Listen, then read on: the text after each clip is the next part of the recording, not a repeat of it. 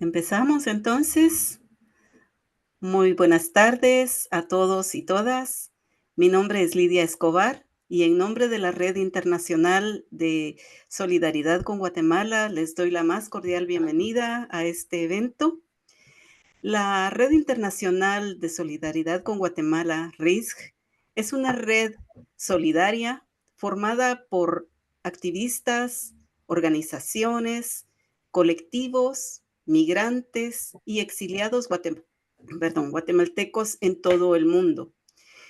Su principal objetivo es articular acciones de apoyo, de denuncia y acompañamiento internacional frente a situaciones de derechos humanos, de democracia y justicia social, sobre todo en contextos de crisis política, de persecución a líderes y defensoras de derechos humanos y ataques a la sociedad civil.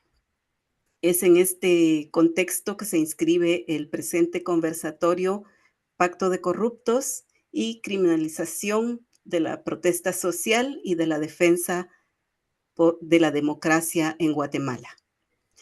Queremos dar la bienvenida y expresar nuestro agradecimiento a nuestro invitado Marco Fonseca, quien hará un análisis y una reflexión sobre el estado actual de la democracia en Guatemala. Marco es investigador y analista político independiente, con una trayectoria de más de 25 años como docente en lugares como Canadá y el Reino Unido. Actualmente es profesor en la Cátedra de Pensamiento Político y Social del Departamento de Estudios Internacionales de Glendon College en la Universidad de York, York University en Toronto, Canadá. Agradecemos también a nuestra moderadora, Noé Vázquez, por conducir esta sesión. Ella es literata, periodista, columnista, interesada en comunicación de masas y cultura. Un agradecimiento a nuestro compañero Miguel Lima por esta iniciativa de este conversatorio.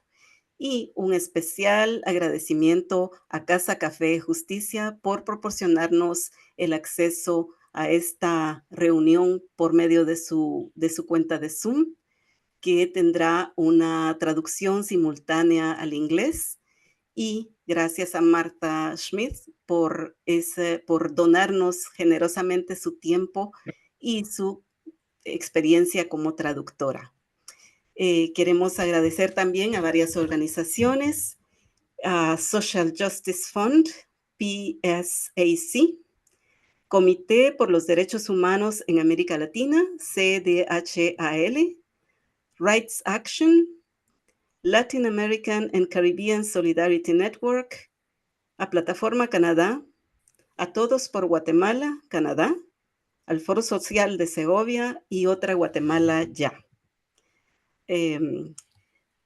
Antes de iniciar esta reunión, queremos informarles a todos que la sesión será grabada con fines de documentación y para una posible difusión educativa más adelante.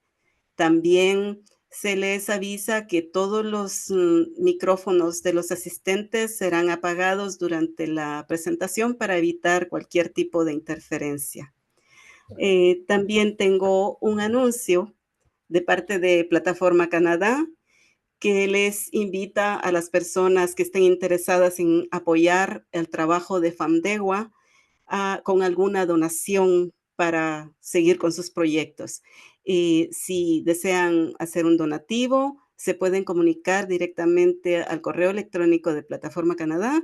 La dirección es plataformacanadá@gmail.com y esta información aparecerá en el chat y juntamente con información sobre FAMDEGUA para quienes no están familiarizados con su trabajo.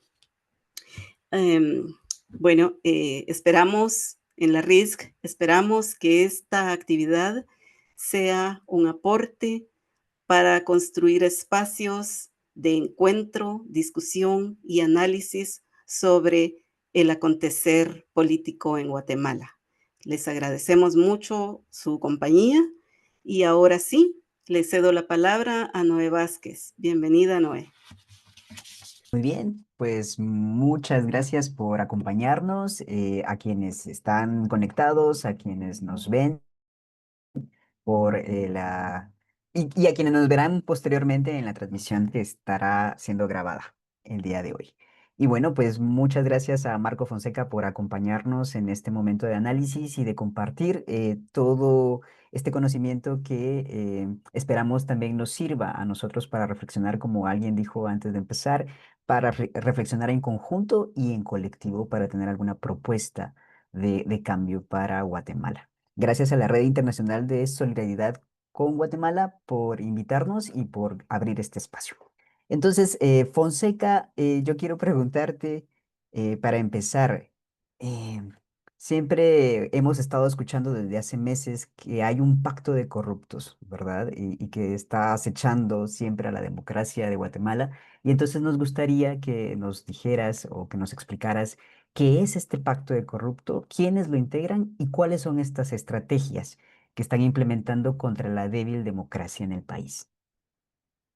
Gracias, Noé, por la introducción. Gracias a todos por estar aquí ah, en Zoom a esta hora del mediodía. Estamos a las 2 de la tarde en Toronto. De verdad que es una red internacional de solidaridad con Guatemala. Me da mucho gusto ver a caras que nunca había conocido. Déjame que responda a la pregunta que hiciste, ah, paso a paso, elemento por elemento. ¿Qué es y quiénes integran ese llamado pacto de corruptos que está trabajando contra la democracia en Guatemala? Para empezar, algo que tenemos que tener bien claro es que el pacto de corruptos no es una metáfora, ni es una simple consigna de protesta que salió de la calle contra la gente corrupta. Es una coalición bien real, bien articulada y es persistente de actores políticos, económicos, militares, religiosos, que desde hace más de una década, 2015 para acá, han avanzado en la captura sistemática del Estado y también en el desmantelamiento de los escasos avances democráticos que ha tenido la ciudadanía desde 2015 o desde antes, y que ha logrado ponerle un fin a los esfuerzos que ha venido haciendo la ciudadanía para tratar de implementar cambios un poco sustanciales. Esta alianza no actúa como un simple conjunto de actores corruptos. Funcionan, y esto es importante, como un bloque de poder. Es un bloque de poder contrademocrático. Tienen estructura, tienen financiamiento, tienen su propia narrativa, sus operadores jurídicos, sus operadores mediáticos, sus sicarios en las redes sociales y tienen también sus bases civiles. El término pacto de corruptos no es nuevo.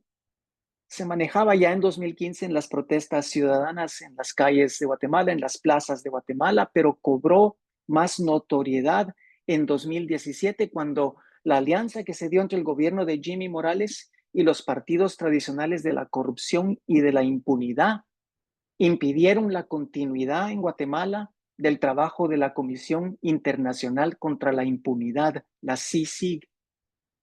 Empezaron a atacar a jueces independientes, empezaron a blindar a diputados y a funcionarios que estaban siendo investigados por la CICIG, por la corrupción.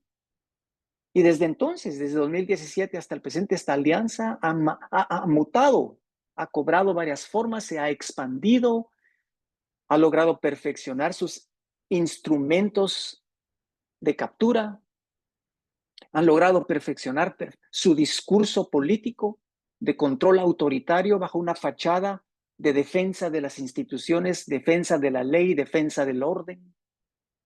No es un pacto coyuntural, no salió de la noche ni se va a ir así nomás en la mañana, sino que es un modelo bien estructurado de contrarreforma estatal que responde a intereses de la élite política, de la élite empresarial, de militares, de élites religiosas que ven amenazados sus privilegios ante cualquier intento de democratización real, incluso intentos tan modestos como el intento de Semilla. En cuanto a quienes integran el Pacto de Corruptos, esto ha venido cambiando un poquito, pero en El Observador hemos publicado varios reportajes en los que hemos venido documentando la transformación del Pacto de Corruptos a través de los años. Ese Pacto de Corruptos se ha recombinado en torno a una nueva constelación de partidos políticos corruptos, estructuras institucionales también cooptadas y operadores extrainstitucionales que se encargan de hostigar a los activistas, a jueces honestos, a periodistas, defensores del territorio, etc. Entre los partidos políticos de la corrupción y la impunidad que ahora componen este pacto de corruptos tenemos a Vamos, el partido oficial durante el gobierno de Yamatei, ahora en plena recomposición, con rostros reciclados, Valor, unionista que agrupa sectores ultraconservadores con vínculos militares, también empresariales. Partido Cabal, el de Edmond Boulet, que empezó pues no tan desprestigiado, pero que ha asumido una posición oportunista en el Congreso, intentando aglutinar el voto moderado, tratando de desplazar a Semilla, pero funcional a lo que llamo la restauración total.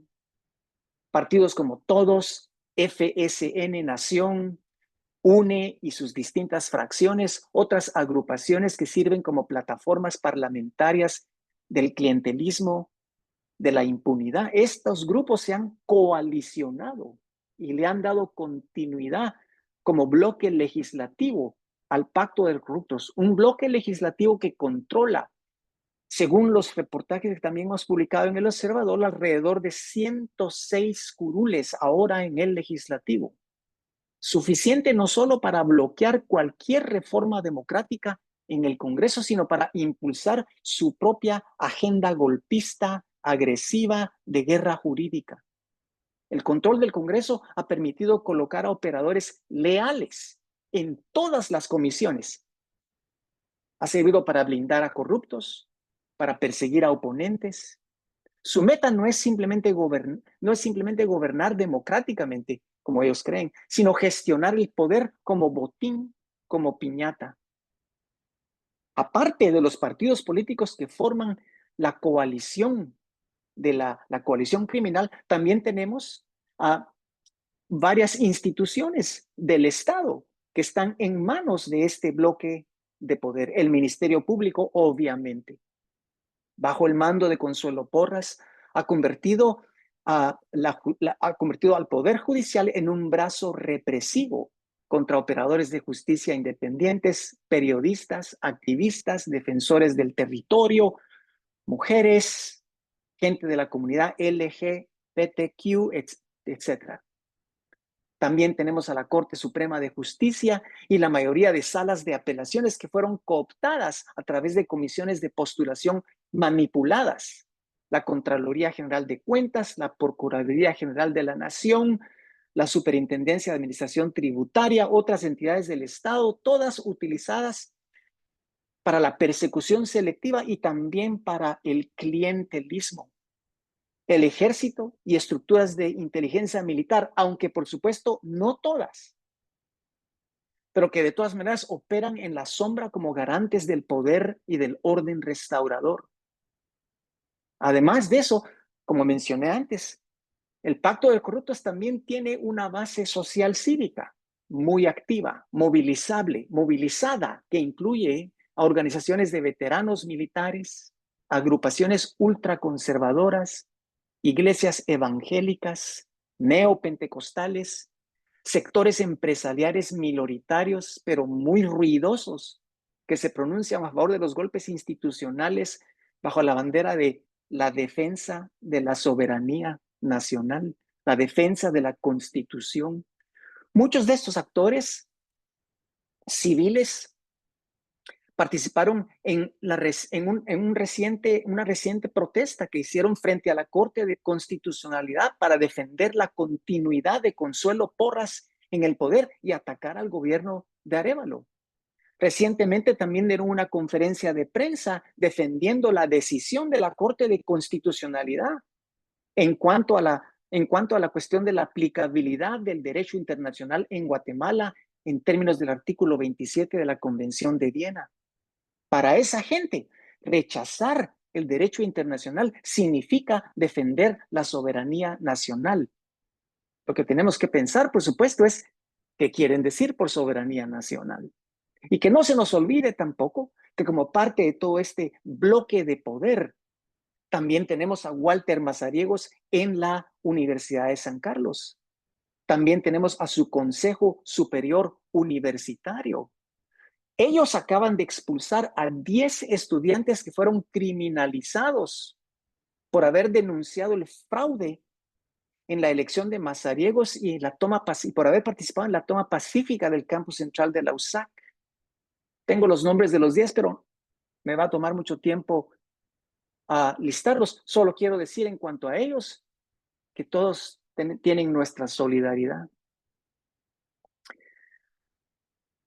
En cuanto a qué estrategias implementan, bueno, esto es una pregunta complejísima. Esto nos llevaría horas discutirlo. Pero yo puedo dar una lista bien simple de 5 puntos que son importantes en cuanto a las estrategias del Pacto de Corruptos. Una es el golpismo institucional.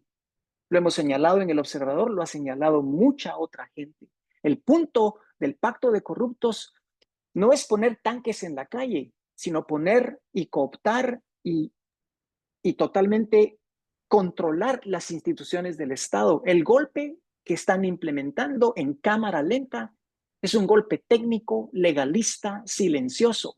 Desde el Congreso, desde las Cortes, ejecutan una contrarreforma que desmantela lentamente todos los pesos y los contrapesos que se habían puesto precariamente en las instituciones del Estado por la Constitución del 85.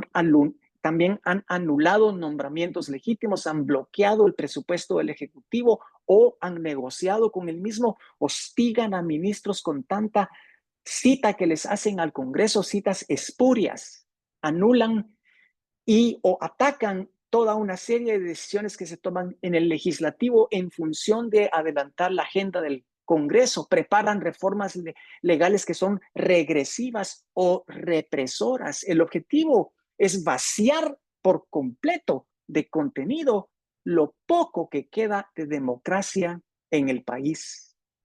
Otra estrategia es el control del aparato judicial, sobre todo por medio del Ministerio Público.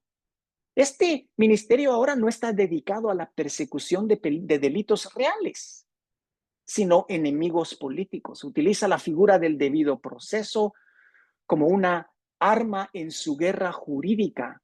Abre casos penales que son espurios, sin fundamento. Filtran información selectiva por medio de las redes sociales. Criminalizan a operadores de justicia. Usan a jueces afines para consolidar sentencias que son arbitrarias, como se vio en los casos de Tel Maldana, Juan Francisco Sandoval hace unos años, como se vio más recientemente en el caso de Luis Pacheco, el director, quien fue director de la Junta Directiva de 48 cantones el año pasado. El Ministerio Público los está criminalizando y está actuando como un verdugo jurídico del Pacto de Corruptos. Otra estrategia es la producción de legitimidad ultraconservadora. Lo hacen a través de iglesias evangélicas, medios afines, plataformas digitales, sicarios en sus redes sociales. El pacto construye una narrativa de rescate moral, patriotismo, orden, ley, defensa de la Constitución. Todo lo hacen en nombre de la soberanía, pero rechazan la democracia, la criminalizan, la están vaciando de contenido. Esto es parte también de otra estrategia, una estrategia del retorno de una militarización, por ahora simbólica, pero que también tiene implicaciones reales. Están reactivando el protagonismo de militares retirados, no solo como operadores logísticos, sino también como símbolos del orden, un orden supuestamente perdido. También están implementando una estrategia de fragmentar el campo democrático mediante la cooptación, el chantaje, la división interna, la criminalización selectiva. El pacto de corruptos está buscando aislar al gobierno de Arévalo, romper los bloques progresistas, frustrar cualquier intento de articulación social amplia y desde abajo. Incluso la reciente fractura en Semilla puede verse como un resultado exitoso de una guerra jurídica en contra de ese partido. Este grupo, este bloque de poder es una amenaza estructural para el país. No es solo un obstáculo coyuntural de ahora, de ayer o de hace un año, para un gobierno débil ahora en el poder. Es una estructura restauradora que ha aprendido a adaptarse perfectamente bien al lenguaje de la ley y el orden, al lenguaje de la justicia, la ley, mientras vacían todos esos vocablos de todo contenido. Seamos claros, no hay democracia posible en Guatemala si esta estructura no es desmantelada. Y no basta con que la comunidad internacional emita comunicados o le haga visitas al presidente Arévalo. Lo que se necesita es una articulación democrática y popular desde abajo que logre contrarrestar tanto el poder institucional del pacto de corruptos como su hegemonía cultural, que la ejercen, repito, a través de las iglesias, los medios, etc. Hemos visto esto en otras experiencias latinoamericanas. No se derrota el autoritarismo con institucionalismo ingenuo. Se lo enfrenta con organización popular, articulaciones amplias, un proyecto de país, un imaginario nacional popular verdaderamente alternativo. Así creo yo que respondemos a eso. Sí, gracias, Marco. Este escenario que nos presentas es bastante oscuro, desesperanzador, ¿verdad? Nos estás casi pintando una misión titánica para lo que tenemos ahora y toda esta información que nos estás dando, que sabemos que no es de ayer, así como lo dijiste, no se va a desmantelar mañana. eh, También pareciera que es como una articulación que sí funciona, ¿verdad? Entonces, la siguiente pregunta que te queríamos presentar era, ¿cuáles son entonces los desafíos para la sociedad civil, los movimientos, frente a este panorama que más que panorama es como que nos indicara que esta restauración de un modelo eh, patriotista y militaroide y de represión está como ganándonos el pulso a la sociedad civil y a la sociedad guatemalteca en general? ¿Cuáles serían los desafíos entonces para que nosotros podamos entender también cómo está el panorama? Bueno, en este momento histórico, Guatemala se encuentra, yo creo, atrapada en una encrucijada crítica.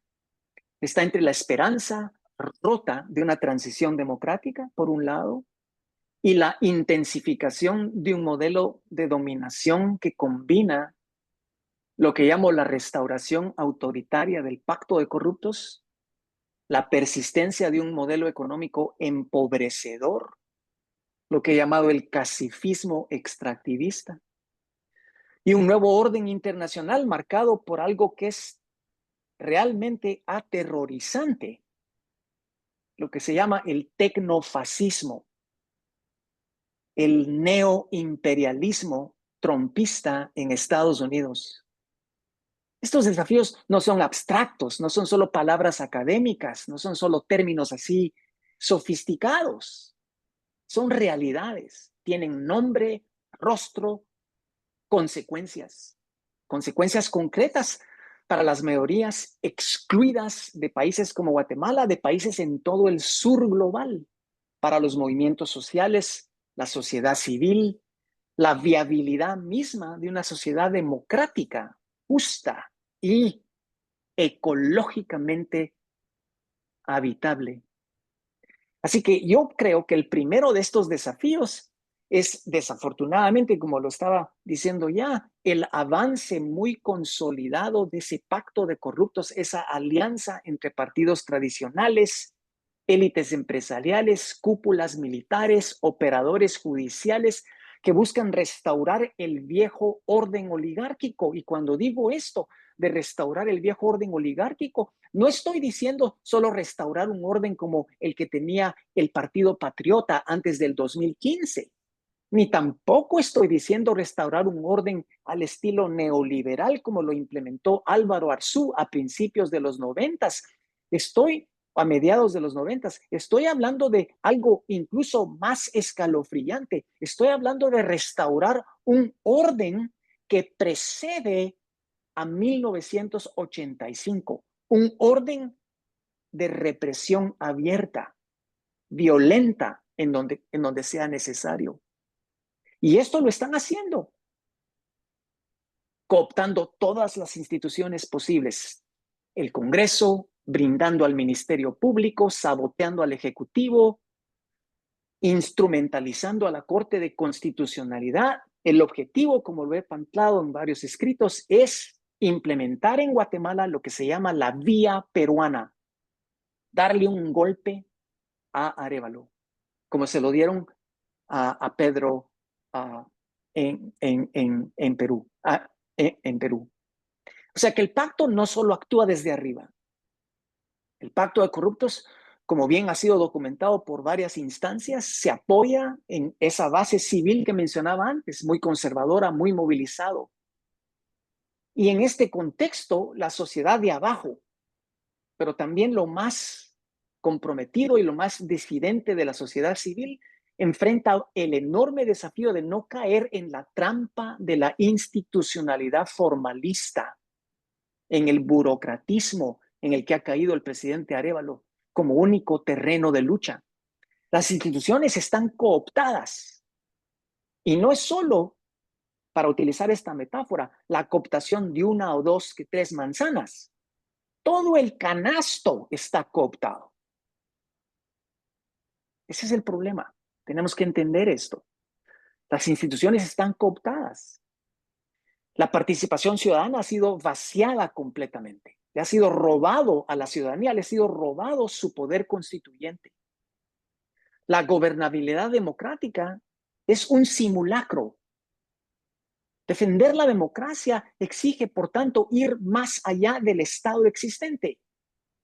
Significa articular desde abajo una contrahegemonía muy ética, social, muy cultural, capaz de confrontar esta restauración autoritaria desde adentro, desde las subjetividades de la gente, desde las culturas de la gente, desde las comunidades de la gente. Otro Ya, desafío. ujú. No, es que te iba a preguntar, y porque también salió la pregunta en el chat que tenemos aquí con los participantes, es también, ¿qué papel juega el narcotráfico en esta articulación? Porque además nos estás planteando que ahí tenemos que movernos desde adentro, pero también nos enfrentamos con algo mucho más terrible. Mira, estaba tratando de ser un poco simple con mi respuesta. Agregamos la variable del crimen organizado, agregamos la variable del narco en Guatemala, entonces mejor cometamos suicidio. Ah, la cosa se complica a tal nivel que de verdad esto se vuelve, mira, o cometemos suicidio o nos vamos al círculo más profundo del infierno de Dante, porque no hay salida, no hay escape alguno, no hay escape alguno. Yo estaba tratando de ser optimista con la perspectiva que estoy planteando aquí.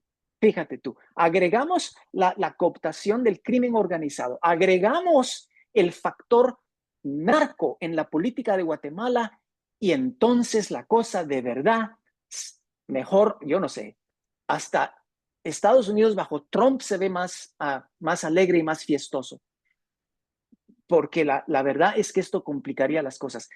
Todos sabemos perfectamente bien que los vínculos del narco con el pacto de corruptos, con ciertos grupos militares, con ciertos grupos religiosos en Guatemala, son claros y son evidentes. No hay elemento alguno de la política restauradora en Guatemala que no esté de alguna medida o en alguna medida financiado por el crimen organizado, financiado o con vínculos con el narco, con vínculos institucionales con instituciones que están ellas mismas vinculados al narco, etc. Este es un tema amplísimo, amplísimo. Pero solo quisiera decir, pues, para seguir adelante en las respuestas, que en Guatemala la situación del narco, aunque no es tan publicitada como en México, tampoco deja de ser tan dramática como en el país vecino. Las campañas políticas en Guatemala están siendo en cierta medida en algunos lugares financiadas por el narco, por el crimen organizado. Esto lo sabe todo el mundo, es un secreto público en Guatemala. Pero por supuesto que tenemos poco trabajo documentado, tenemos rumores por todos lados, tenemos información por todos lados, pero tenemos poco trabajo documentado para poder demostrar estos vínculos de manera gráfica, clara y transparente, como ha ocurrido en México. El precio en México, como todo el mundo sabe, el precio en México, cuando denuncias esto, cuando documentas esto, cuando lo demuestras en público, es la muerte de la gente que hace estas denuncias. Así no es cuestión así nomás suave. Pero aparte del pacto, aparte del crimen organizado, aparte de la influencia del narco, es importante mencionar que un desafío enorme que tenemos en Guatemala es la continuidad del modelo extractivista de acumulación de capital, que aunque ha estado o está entrando en crisis, ese modelo neoliberal ha entrado en crisis a nivel global, en Guatemala sigue expandiéndose. Así que yo veo como un segundo gran desafío a esto, un desafío económico, ecológico y político. Todo esto al mismo tiempo. Se trata pues de esa continuidad, de ese modelo de acumulación por desposesión, un modelo de acumulación por represión, un modelo de acumulación por empobrecimiento de la gente, que ha definido a la Guatemala desde la posguerra, desde los acuerdos de paz, un extractivismo neoliberal agresivo, defendido y promovido por el CACIF, por sus aliados internacionales. Esto es lo que expolia, lo que destruye los territorios indígenas, lo que precariza el trabajo, lo que privatiza los bienes comunes, lo que reprime la resistencia social. Este modelo ha sido rebautizado recientemente por las élites del CACIF con una consigna que lo lava todo. Una consigna que dice: Guatemala no se detiene. Esa es la consigna que usan. Guatemala no se detiene. Tan bonito que suena. Bajo esa marca, lo que realmente están promoviendo es la continuidad de un régimen económico que ya había quedado definido en sus contornos generales desde antes por lo que se llama el Plan Nacional de Desarrollo CATUM, Nuestra Guatemala 2032. Esto es lo que había planteado Otto Pérez Molina. Un plan que produce riqueza para unos pocos, al mismo tiempo que produce empobrecimiento estructural para la mayoría de la gente.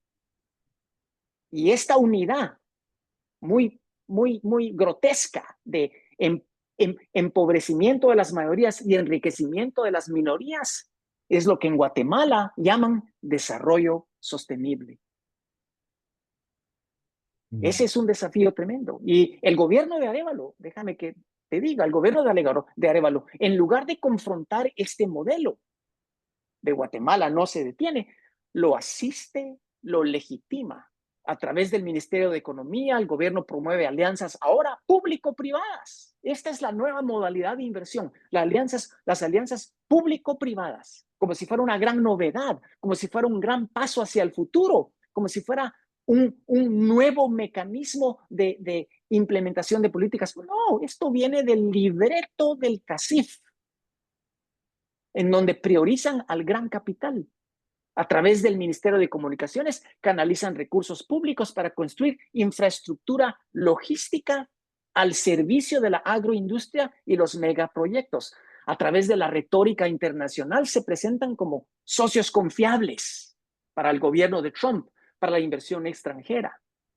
Pero para la sociedad de abajo, el desafío no es simplemente resistir cada proyecto uno por uno. Esto nos mata. Tenemos que desmontar todo el aparato, todo el sentido común del desarrollismo extractivista y proponer, por supuesto, un horizonte alternativo y que sea realmente viable. Otro desafío para, como si no fuera suficiente los que ya mencioné, es el colapso climático y la falsa promesa verde. Este es un desafío gigantesco, es civilizatorio.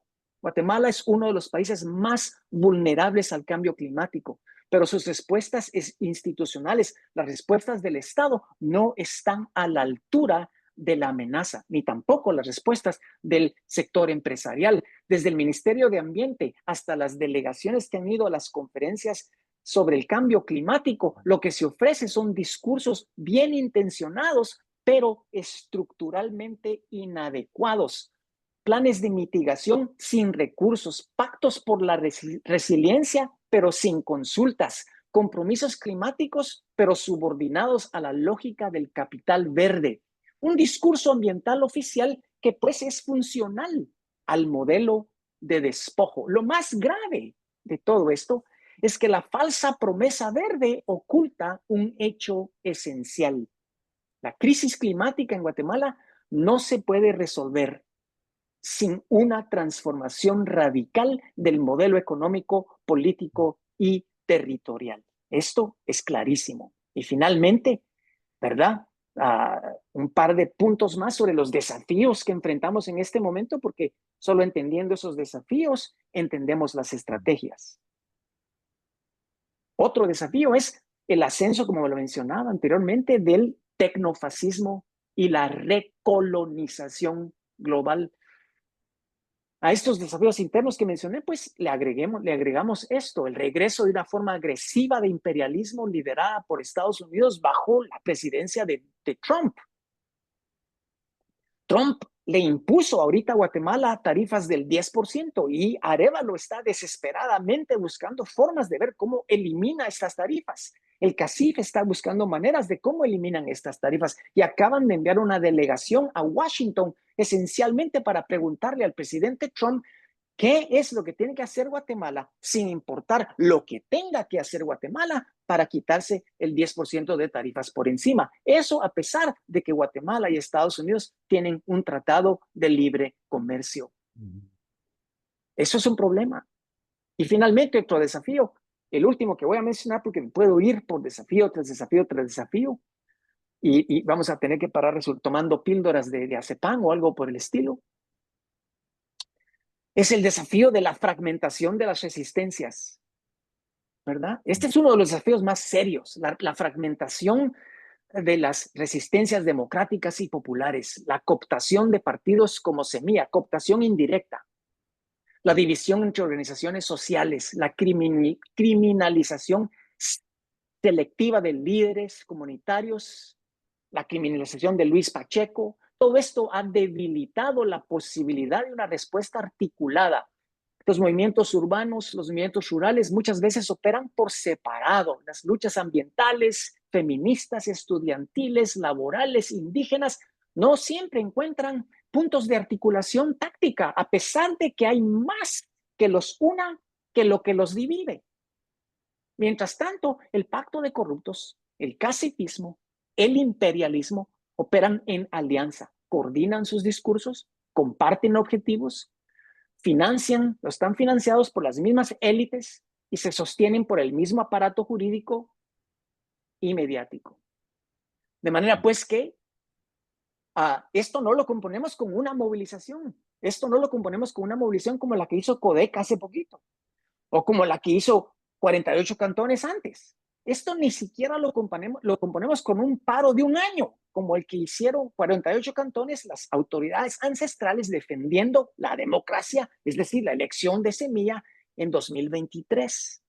Esto solo lo vamos a poder defender cuando avancemos con una estrategia mucho más amplia, mucho más profunda y que nos oriente hacia una articulación que sepa unir lo diverso sin homogenizarlo, que sepa construir poder sin reproducir jerarquías, que sepa enfrentar el poder sin caer en la trampa del institucionalismo impotente. Tenemos que aprender lo que es, como dicen los zapatistas, gobernar obedeciendo. Gobernar obedeciendo. Mira, ahorita con todo lo que estás contándonos, también se nos revuelve, además del estómago, las ideas, ¿verdad? Pareciera que tendríamos que ir como por etapas y por capas para ir también desarticulando los discursos que nos vienen, porque a veces también queremos responder con los mismos discursos, es como el gobierno que quiere responder con las mismas leyes a toda esta entrampación que tiene ahorita para poder moverse, a poder ofrecer lo que supuestamente iba a ofrecer durante la campaña y durante su elección, ¿no? Em, ¿Crees posible que si pudiéramos vencer nuestras diferencias para no buscar la unidad, como dicen muy bien tus trabajos y tus ensayos, ¿verdad? No buscar una unidad superficial de estar ahí todos, sino entender que somos distintos y entender que tenemos un enemigo en común, ¿verdad? Un enemigo con muchas cabezas, por decirlo así. Pero podríamos pensar que somos capaces o qué necesitaríamos hacer para empezar a vencer esa división interna que hay en el movimiento o en las organizaciones o sí, con las expresiones sociales que hay en el país. Yo creo que ese es el talón de Aquiles, esa es la pregunta clave, yo creo.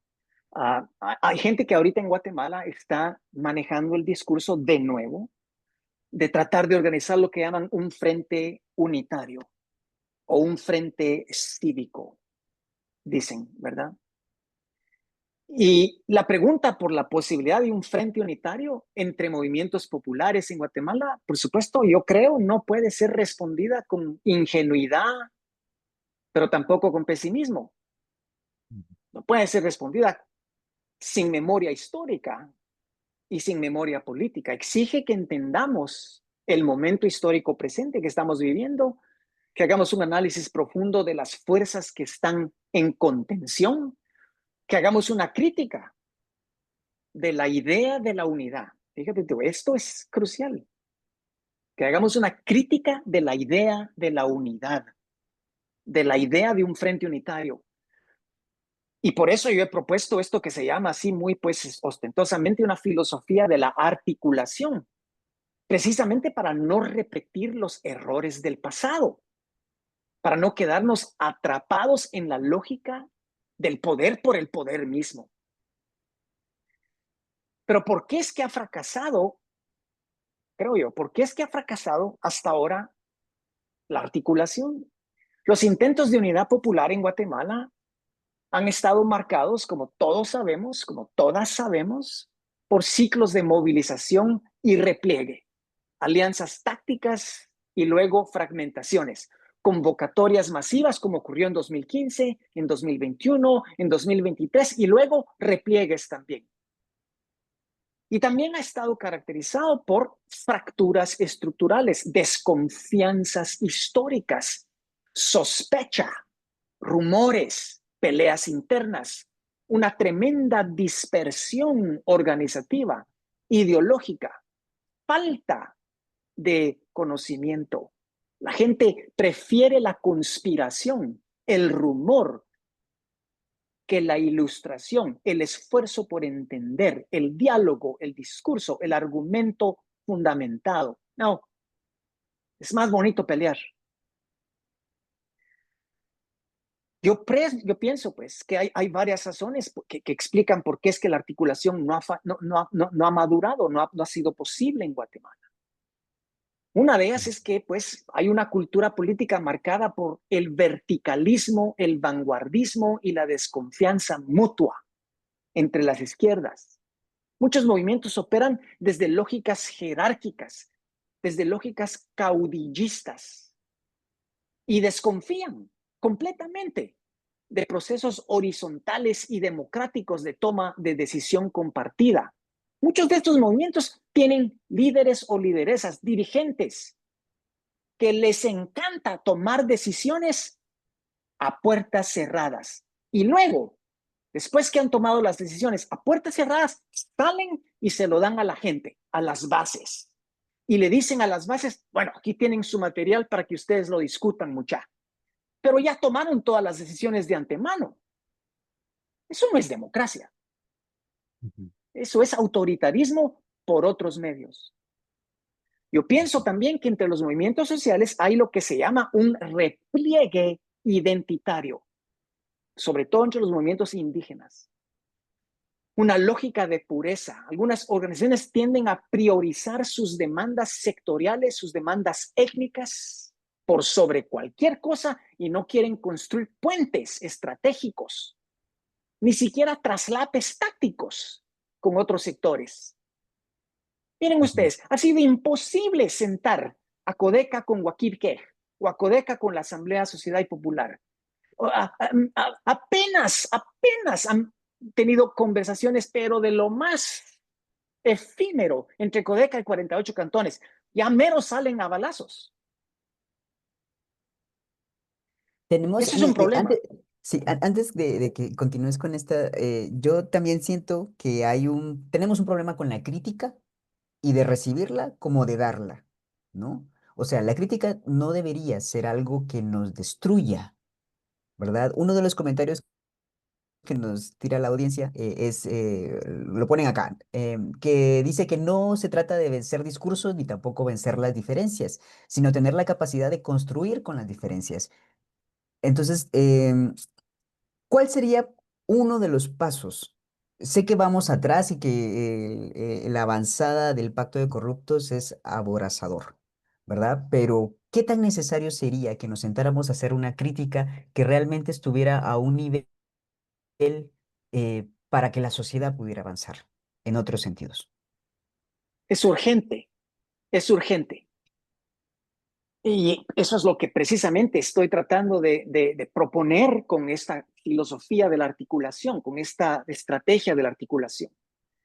Lograr que el debate, la crítica, la autocrítica se conviertan en cultura, se conviertan, como dice Francia Márquez en Colombia, un hábito.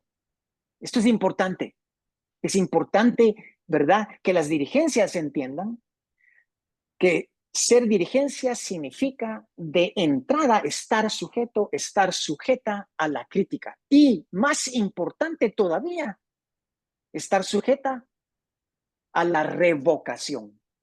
Mira tú, ¿cuántas dirigencias hay en Guatemala entre los movimientos sociales que son dirigencias de por vida? ¿En dónde se ve esto? Dirigencias de por vida.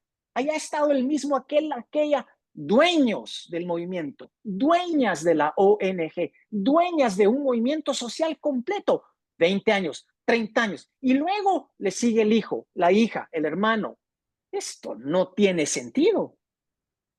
O sea, tenemos que abrir las organizaciones a la articulación, y articular es componer sin subsumir, unificar sin uniformar, coordinar sin jerarquizar. Esto es el desafío. Es el ensamblaje de un consenso traslapado de modo democrático, argumentativo, asambleario, es decir, debatiéndolo en consejos de comunidad desde abajo, empezando y comenzando siempre con los excluidos de la articulación actual. Como planteo en varios trabajos, ¿verdad? La articulación no puede girar en torno a actores que ya están integrados al sistema o actores que ya se han creído vanguardias en el pasado. Las vanguardias del pasado no pueden ser las que llaman ahora a articular, a unificar, a creer. No, necesitamos voces nuevas, jóvenes, gente que ha estado excluida, las partes que no tienen parte. Esto es lo que necesitamos. ¿verdad? Estamos hablando de gente que ha sido marginada sistemáticamente, pueblos indígenas, por supuesto, campesinos, mujeres, populares, juventudes precarias, trabajadores informales, migrantes retornados. Hay que reconocer la heterogeneidad sin temor. No todos los movimientos deben pensar igual, ni compartir una misma ideología. Lo que se necesita es un campo, un espacio común de lucha, de reconocimiento mutuo contra la impunidad, contra el despojo, contra el racismo estructural, contra el patriarcado, contra la lógica neoliberal del desarrollo sostenible. Lo que pasa al interior de cada movimiento, por supuesto, es cosa de cada movimiento. Pero esperamos que esto estimule los debates internos. Tenemos que abandonar, yo creo, el fetichismo electoral. Una articulación democrática destituyente, sobre todo, no debe nacer como maquinaria electoral en primer lugar. Tampoco estoy diciendo que abandonemos el campo electoral, pero estoy diciendo que ese no debe ser el objetivo fundamental, porque la cosa es más profunda.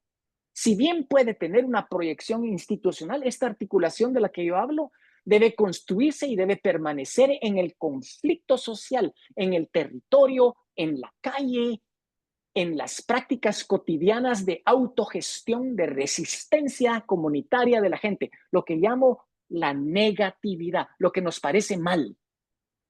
Debemos construir desde lo local, desde lo comunitario, desde lo territorial. No debe ser una cosa vertical ni debe ser centralizado. Debe ser una articulación, repito, democrática, asambleísta, argumentativa, participativa y destituyente.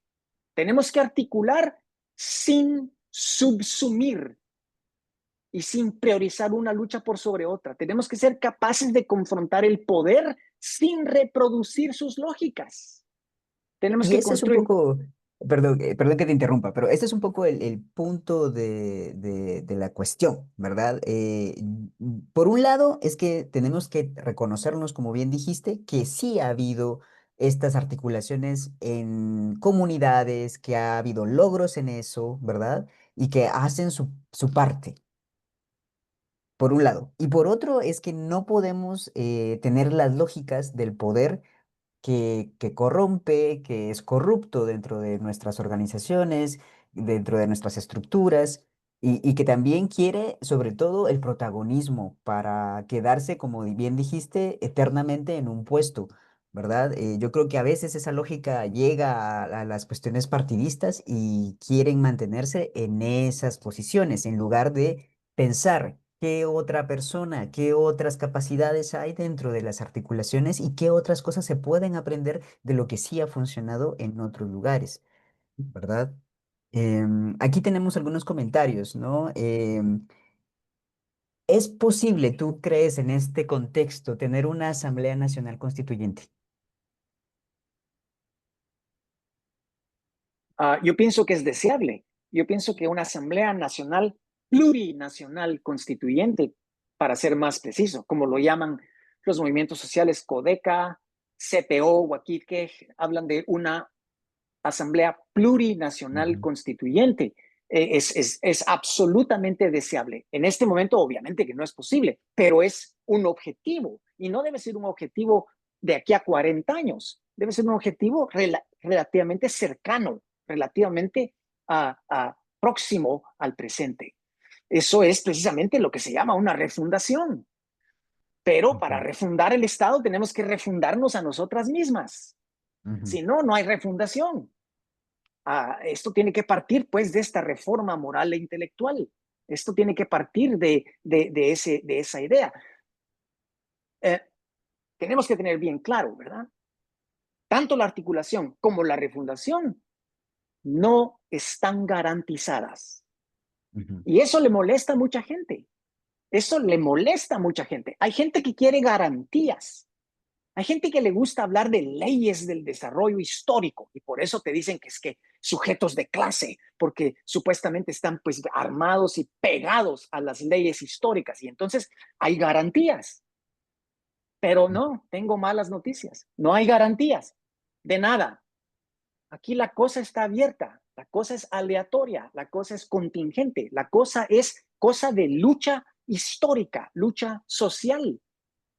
Y eso significa tomar riesgos, eso significa desarrollar audacia, eso significa tener convicciones. Y bueno, una palabra que entre a la izquierda no mucho le gusta, ¿verdad? Tener esperanza de que esto se puede, de que otra Guatemala es posible.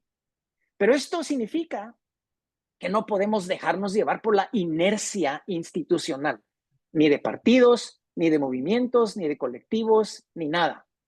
Tenemos que estar siempre cautelosos con el clientelismo y el asistencialismo de las ONGs. Peligroso, peligroso, porque eso nos supedita a agendas que no vienen de abajo, que no vienen de la autogestión.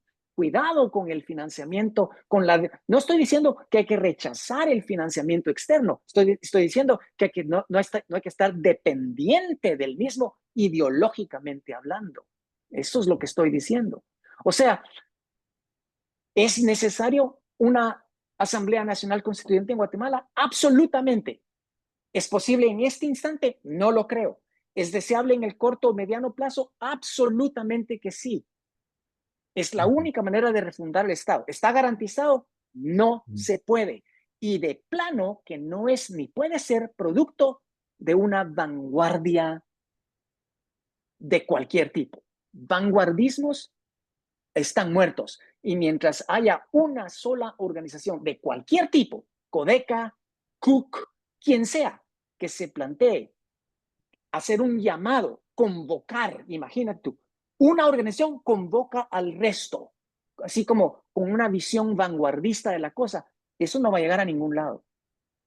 Tenemos que desarrollar una conciencia de asamblea, horizontalismo, reconocimiento mutuo, aceptación, crítica. Y por favor, estos dirigencias de por vida al carajo, ya basta. Gracias. Bueno, yo no sé cómo vamos ahorita con el tiempo, pero es interesante que lo que nos estás diciendo es que no tenemos que confiar en la palabra certeza, porque la vida misma es algo cambiante, que muta, que se mueve, que se equivoca, pero que puede volver a configurarse, ¿verdad? Para tener un plan en común. Y a veces pareciera que es mucha filosofía y poca acción, ¿verdad? A veces pareciera que, Yo creo, ¿sí? yo creo al revés, yo creo al revés. Yo creo que en Guatemala tenemos mucha acción y nada de filosofía. Bueno, es que pareciera que también las comunidades, la gente en la calle quisiera ver más acción, ¿no? Pero yo también pienso, y apuesto por ello, que es también necesario reflexionar para no ir a improvisar cosas, ¿verdad? Bueno, no sé, vamos a ver si tenemos alguna... Solo un Sí, comentario más sí, a sí, lo que sí. acabas de decir, un comentario más. Me recuerda una expresión del filósofo que se llama Slavoj Žižek. Es muy, muy divertida, muy divertida. Él dice lo siguiente. Marx solía decir que los filósofos han interpretado al mundo y que lo que importa ahora es transformarlo. Bueno, en Guatemala, como todo está patas arriba, debemos decir que la gente se ha dedicado a transformarlo todo. Lo que tenemos que hacer ahora es interpretar el mundo. Sí, y también es eso, que también la coyuntura nos tiene en un ahogamiento total que no nos deja pensar, ni pararnos, ni respirar, ¿verdad? Nadie piensa. ¿Verdad? Y eso creo que es algo que tenemos deficiente, cabal, cuando estás contando, cuando nos estás diciendo que lo que necesitamos es introyectar en la cultura todas estas cosas a las que no les hemos dado tiempo. ¿Verdad? Y el sistema también nos tiene con el pie en la cabeza pensando en que todo va a terminar pronto, pero resulta que nunca se acaba y nos mantiene en una ansiedad constante y en algo que acaba con nuestros cuerpos incluso, ¿verdad? Entonces también, como cuando tú decís y apelas a la esperanza, aunque pues caiga mal la palabra, también es esto también de repensar que incluso los pueblos originarios ya nos dicen que también hay que pensar en un buen vivir y pensar desde la alegría, ¿verdad? Entonces yo creo Bueno, que eso suena muy bien, sí. A ver, ¿qué comentario quieres agregar a eso? Oh, no, ah, no, la cuestión de la alegría es una cuestión que los zapatistas enfatizan mucho, mucho, mucho en su quehacer político, quehacer cultural, quehacer intelectual. Lo enfatizan mucho. Ah, pero lo que quería agregar es que todo esto, pues, ¿verdad? Avanzar en Guatemala requiere de esta autodescolonización de la que Mm. nos habla Frantz Fanon, de esta violencia contra el yo de la que nos habla Antonio Gramsci, esta reforma moral e intelectual. Tenemos que transformar muchas cosas que llevamos por dentro, que cargamos como un lastre y que no nos dejan avanzar. Bueno, pues muchas gracias, Marco. Yo creo que nos dejas muchas cosas por hacer. Uno, el registro de lo que está pasando, el análisis de lo que hemos hecho, la crítica y autocrítica que es tan necesaria para construir. También nos estás hablando de un proceso que necesitamos más procesos horizontales, donde sean plurivoces las que vayan a proponer, hablar, interactuar entre generaciones también, propuestas jóvenes y propuestas nuevas, de criticar también nuestros liderazgos y darle espacio a otros y otros, ¿verdad? Para que esta articulación realmente funcione.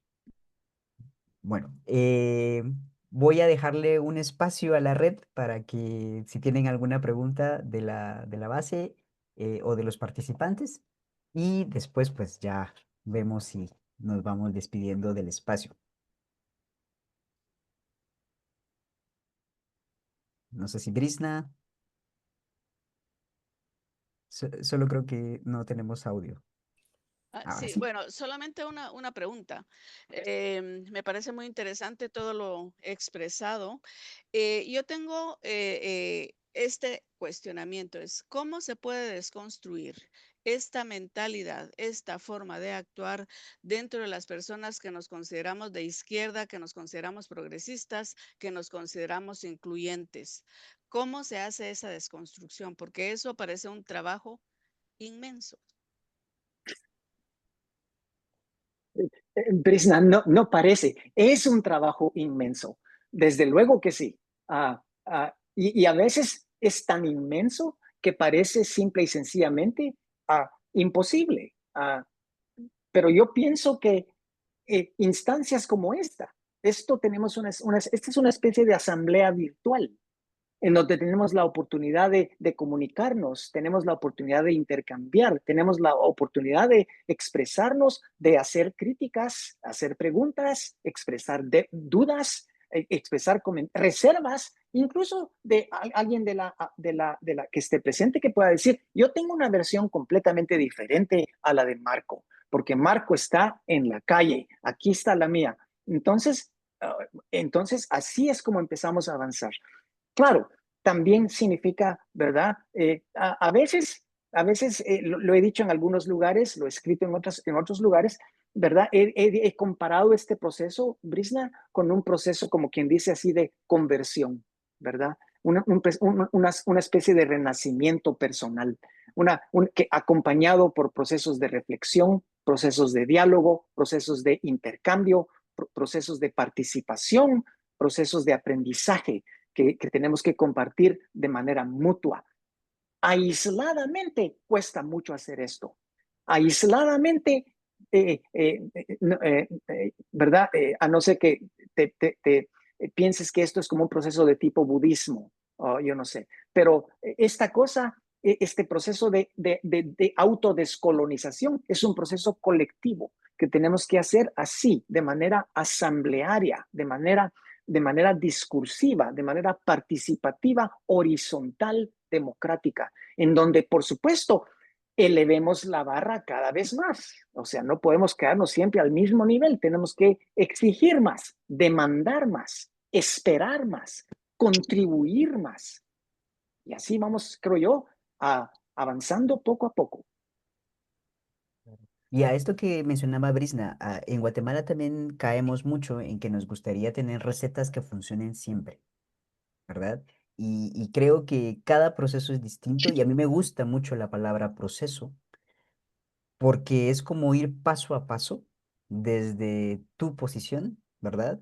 Pero que no quiere decir que el proceso te inmoviliza, sino también te vas quitando, poniendo, aprendiendo, desaprendiendo, ¿verdad? Toda esta colonia que nos han impuesto y que en ese proceso tenemos que tener en cuenta que el otro, el otre, la otra es parte de mí y que somos parte de un ecosistema más grande donde no hay una división entre naturaleza y ser humano, ¿verdad? Sino que también nuestra forma de actuar en lo individual tiene que repercutir en lo colectivo y en lo ambiental, ¿verdad? 100% de acuerdo, sí. Ya, hay una palabra también, aparte de proceso, hay una palabra que el filósofo Antonio Gramsci usa mucho, que a mí me gusta y te voy a decir por qué, voy a decir por qué. La palabra es catarsis Mm, y le encanta la palabra catarsis porque es una palabra, es un proceso por el cual atravesamos que implica una transformación emocional, una transformación casi corporal, una transformación casi visceral. Y Gramsci dice que podemos entrar en un proceso de catarsis cuando participamos de manera apasionada en los procesos de transformación de los cuales somos parte. O sea, no podemos pensar en la participación de la que estamos hablando aquí como una cosa que hacemos los domingos, pero de lunes a viernes nos vamos por otro lado, ¿verdad?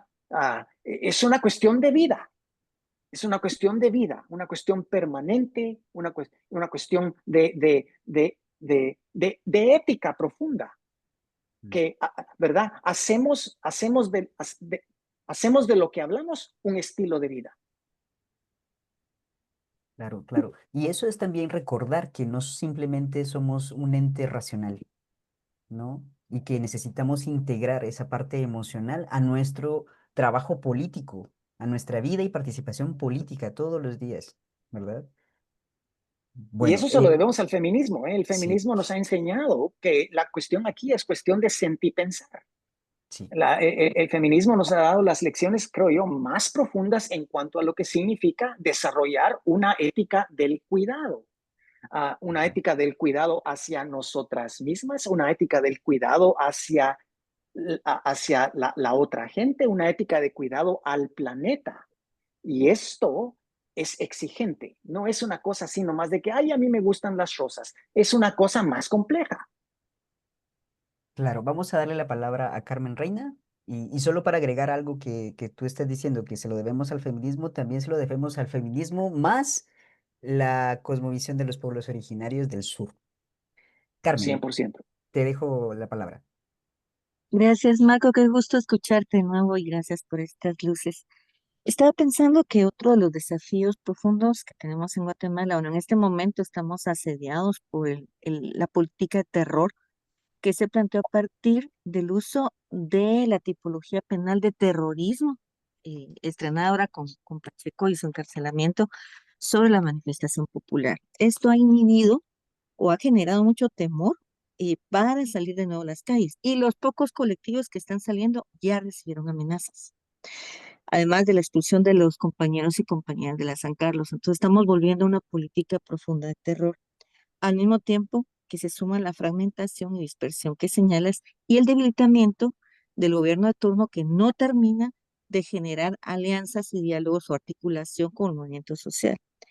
Frente a este asedio, el tema es que el próximo horizonte que se nos plantea son las elecciones y cómo no caer en la restauración conservadora, fascista que tú planteas, que al parecer será la opción posible electoral. Pero este desafío que nos estás diciendo tiene que ir más allá de simplemente ver una articulación que es necesaria para no perder todo lo posible del gobierno y lograr algunos escaños en el legislativo. Dudo una presidencia por las fuerzas que tenemos ahorita y nuestra incapacidad de alianzas partidaria, pero ir tejiendo más allá ese poder popular. Y ese sería un horizonte de mediano y largo plazo, que implica cosas como de formación política, desestructuración de liderazgos verticales, articulación en unidades de acción, etcétera, ¿verdad? Entonces, tal vez si nos ayudas a profundizar esas miradas que vayan más allá de esa construcción más de poder popular, que es lo que creo que estás planteando, en este momento el asedio como que nos ha quitado la esperanza y tenemos un horizonte muy, muy a corto plazo. Gracias. Bueno, Carmen, es una dialéctica entre el corto plazo y el largo plazo. Es decir, la frontera, la línea divisoria entre el corto plazo y el largo plazo no es tan clara como parece ser. Las dos cosas están íntimamente vinculadas. A veces no hacemos lo del corto plazo porque nos enfocamos en lo del largo plazo y a veces hacemos lo del largo plazo porque nos olvidamos de lo del corto plazo. O sea, siempre las dos cosas están vinculadas y siempre van la una en la mano de la otra. Yo pienso que es muy miope enfocarnos ya sea solo en el corto plazo y decir, bueno, vamos a dejarlo de largo plazo para el largo plazo. Dediquémonos solo a lo del corto plazo y al revés. Es un error dedicarnos solo al largo plazo y olvidarnos del corto plazo. De manera que las dos cosas están vinculadas. Ahorita en Guatemala yo estoy completamente de acuerdo. Hay una urgencia. La urgencia es la que todos y todas sabemos. El gobierno de Arévalo no ha sido su intención, por supuesto, pero era inevitable que esto iba a ocurrir. El gobierno de Arévalo está creando las condiciones para el retorno de lo mismo, el retorno de nuevo de la restauración total, el retorno de la corrupción y de la impunidad. Y cuando regresen al poder, yo creo que el gobierno de Trump se va a convertir en una caricatura comparado con lo que va a hacer esta gente en Guatemala. Es decir, esto va a ser una cosa muy mala, muy mala. Ante eso, tenemos que ver, pues, ¿qué hacemos? ¿Qué podemos hacer? Y en ese sentido, no podemos descartar lo que está ocurriendo con Semilla. No podemos descartar lo que está ocurriendo con el surgimiento de Raíces, esta nueva expresión política liderada por Samuel Pérez. O sea, tenemos que entrar en una especie de diálogo con esa fuerza, pero también con otras fuerzas. Y ese diálogo no tiene que salir solo de los grupos populares, de los grupos de abajo, los movimientos sociales. También la gente que está en Raíces tiene que entender, y tiene que entenderlo bien, que por sí solos, por sí solas, no tienen chance en la próxima elección. De plano que no. O si sale gente electa para el Congreso, va a ser un manojo de gente electa para el Congreso. Esto significa que desde ya hay un desafío muy grande que se le presenta a todo el espectro de organizaciones de abajo, movimientos sociales, colectivos urbanos, raíces, etcétera, y darnos cuenta que la amenaza del retorno de la restauración al gobierno, al poder, porque ahorita tienen cooptado a todo el Estado, menos el Ejecutivo.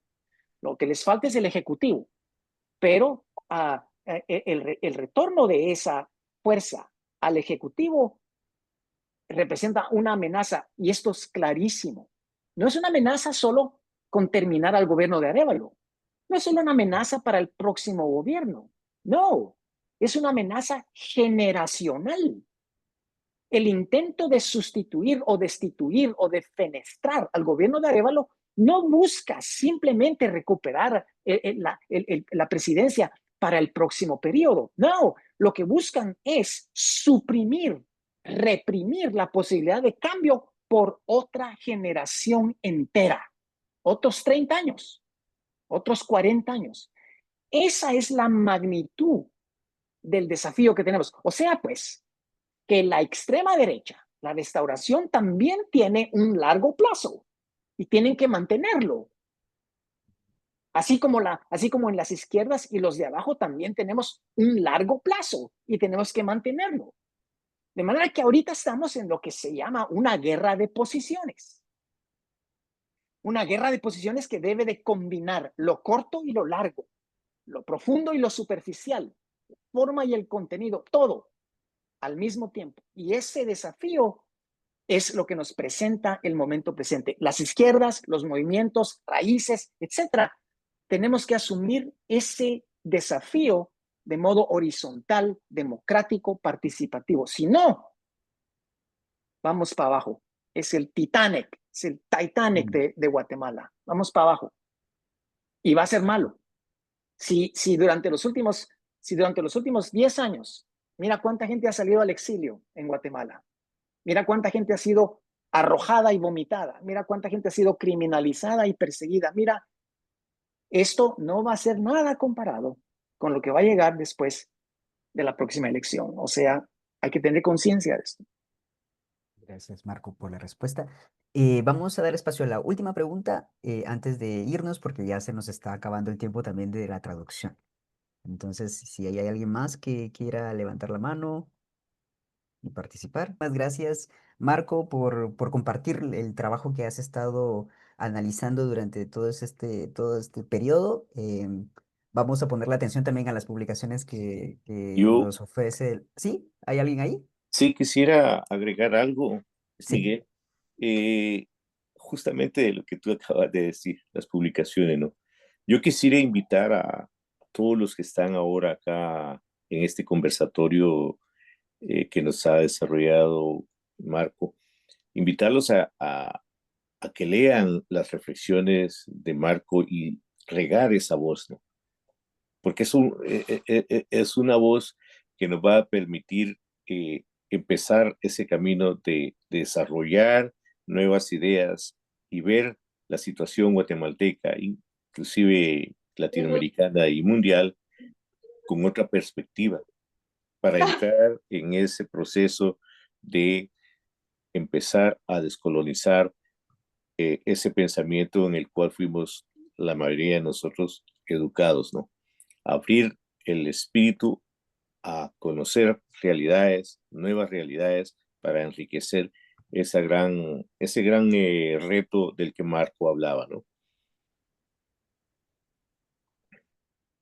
Sí, gracias Miguel. Y sí, pues ahí hay publicaciones de Marco en El Observador y en otros espacios que con gusto de plano la red también se los puede compartir.